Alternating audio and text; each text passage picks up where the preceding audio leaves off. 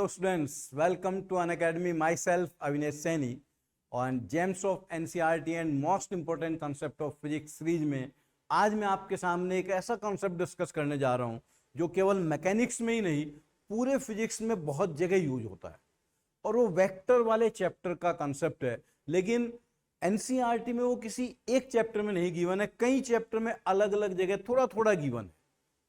तो इसलिए उन सब पॉइंट्स को कंबाइन करके मैं आपके साथ वो कॉन्सेप्ट डिस्कस करने जा रहा हूं एंड बिलीव यू मी कि वो कॉन्सेप्ट आपको kinematics, Newton's law, circular motion, rotation, वहां से लेकर फिर मैग्नेटिक फील्ड तक ये कॉन्सेप्ट आपको काम आएगा। और उस कॉन्सेप्ट का नाम है the rate of change of a vector. कोई वेक्टर किस तरीके से चेंज होता है और अगर वो वेक्टर चेंज हो रहा है तो फिर उसका नेचर कैसा होगा, या जैसे मैं कहूं आपको कि एक ऑब्जेक्ट मूव कर रहा है, उसका वेलोसिटी वेक्टर है, तो वेलोसिटी वेक्टर के रेट ऑफ चेंज को हम क्या कहते हैं? Acceleration vector. Like vector velocity vector is v, तो वेलोसिटी वेक्टर का rate of change dv vector by dt ये कहलाता है एक्सेलेरेशन वेक्टर। ऐसे ही बहुत सारे वेक्टर्स आपस में रिलेटेड हैं। Like if I say angular momentum vector, then rate of change of angular momentum vector, इसको हम टॉर्क कहते हैं।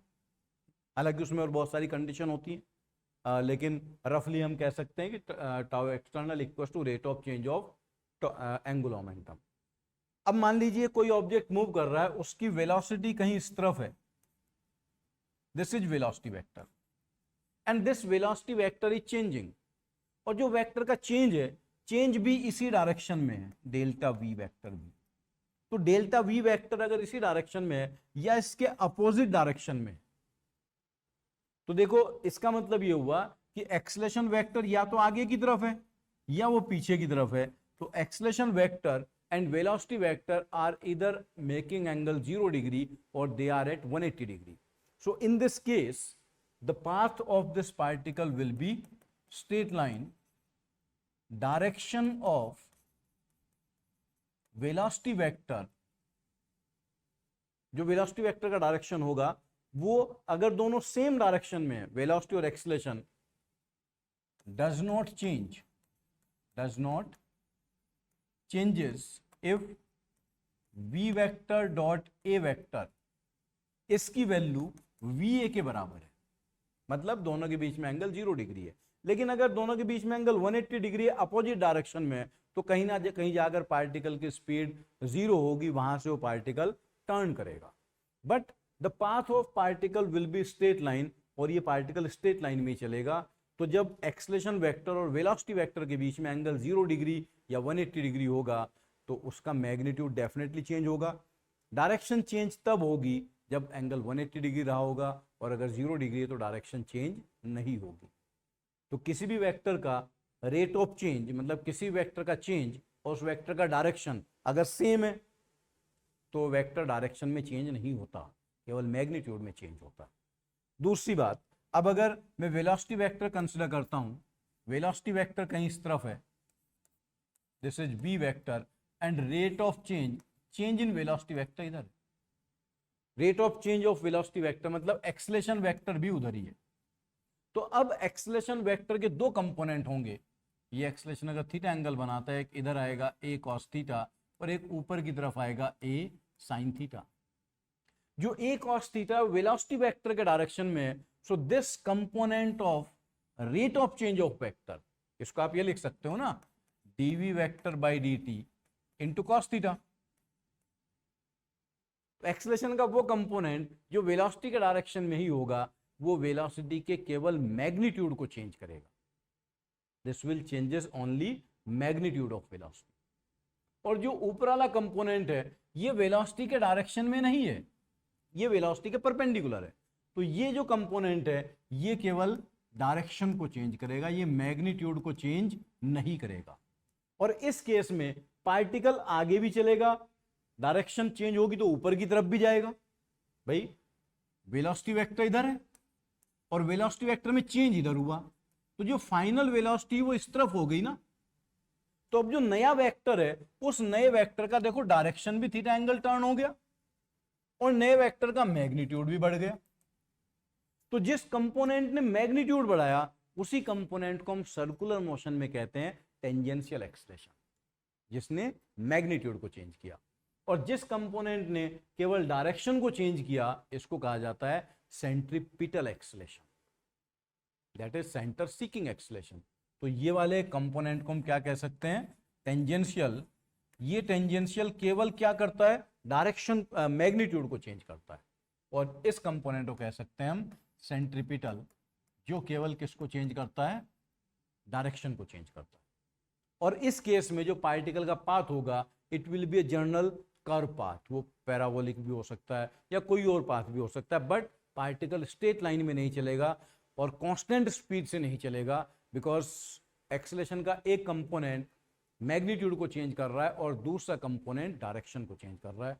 तो यहां पर जो पार्टिकल का पाथ होगा, it will be a curve path.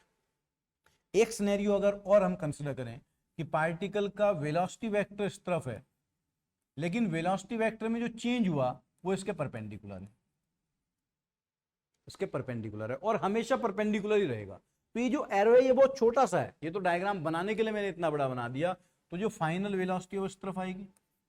हालांकि इसमें आपको ऐसा लग रहा है कि सर फाइनल वेलोसिटी वेक्टर का तो एरो इनिशियल वेलोसिटी वेक्टर से बड़ा हो गया, तो शायद मैग्नीट्यूड भी चेंज हुआ है, लेकिन ऐसा नहीं हुआ है। एक्चुअल में हुआ क्या जी, ये इनिशियल वेलोसिटी वेक्टर है, अब एक्सेलरेशन इसके परपेंडिकुलर है, लेकिन जैसे ही वो जरा सा चेंज हुआ तो फिर वो एक्सेलरेशन इधर आ गया। जितना एंगल यहां से वेलोसिटी ऊपर की तरफ घुमा होगा डी थीटा, तो वो एक्सेलरेशन भी यहां से डी थीटा घूम गया। तो एक्सेलरेशन जो है हमेशा वेलोसिटी के परपेंडिकुलर है, मतलब एक्सेलरेशन का कोई भी कंपोनेंट वेलोसिटी के डायरेक्शन में नहीं है।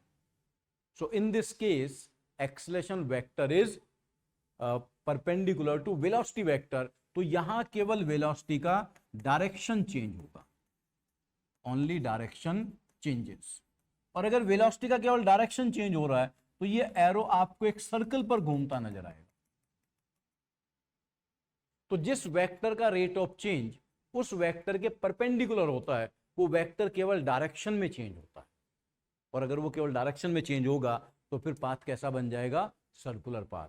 जैसे टॉर्क होता है rate of change of angular momentum, तो अगर टॉर्क एंगुलर मोमेंटम के परपेंडिकुलर है तो फिर पार्टिकल का जो एंगुलर मोमेंटम है उसका केवल डायरेक्शन चेंज होगा, मैग्नीट्यूड चेंज नहीं होगा। जो रोटेशन में सबसे मुश्किल टॉपिक जिसको माना जाता है प्रिसीजन, जो जैसे टॉप होता है वो ऐसे घूमता रहता है, तो उस केस में ये चीज आपको बहुत हेल्प करेगी।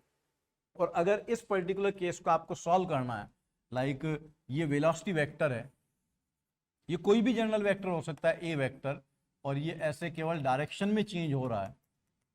अब ये थीटा एंगल पर चला गया, तो पहले अब इस ए वेक्टर को आप वेक्टर फॉर्म में अगर लिखना चाहोगे तो इधर कंपोनेंट होगा ए कॉस थीटा, ऊपर की तरफ कंपोनेंट आएगा ए साइन थीटा। तो जो ए वेक्टर बना वो अब क्या कहलाएगा?